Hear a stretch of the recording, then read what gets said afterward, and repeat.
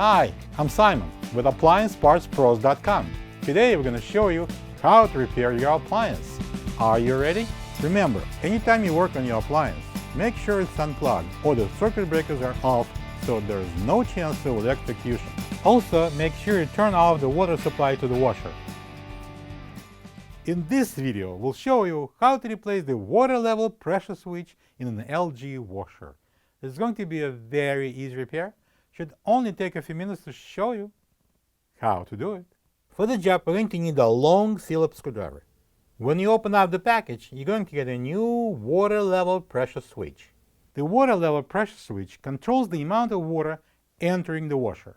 If your washer overflows, does not fill up, or has an incorrect water level, the water level pressure switch should be checked and replaced if needed.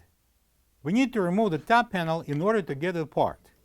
Using the Phillips screwdriver, take out two lower screws from the rear brackets, slide back and remove the top panel. Here's the pressure switch mounted with a single Phillips screw. Using the long Phillips screwdriver, take out the single screw and remove the pressure switch of the bracket. And now we're going to pull the air hose of the pressure switch. And next, push the locking tab and disconnect the wire plug.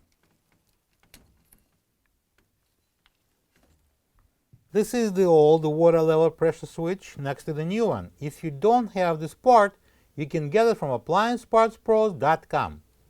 Alright, this is a new pressure switch. So we're going to start with connecting the air hose. Simply push it on. Then we're going to connect the wire plug.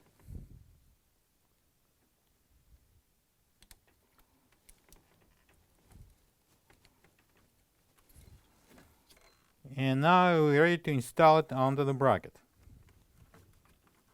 I'm going to use that Phillips screw and a long Phillips screwdriver.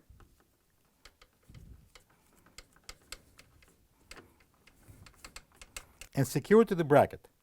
Install the top panel. Place it on the cabinet just about 1.5 inches away from the front.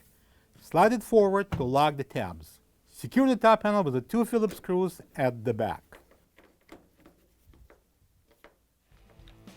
Turn the water on. Plug the washer back in and make sure there's no leaks. Thank you for being a part of another successful repair brought to you by AppliancePartsPros.com. For any of your future appliance repair projects, please check out our other repair videos available on our site, on Facebook, and on YouTube.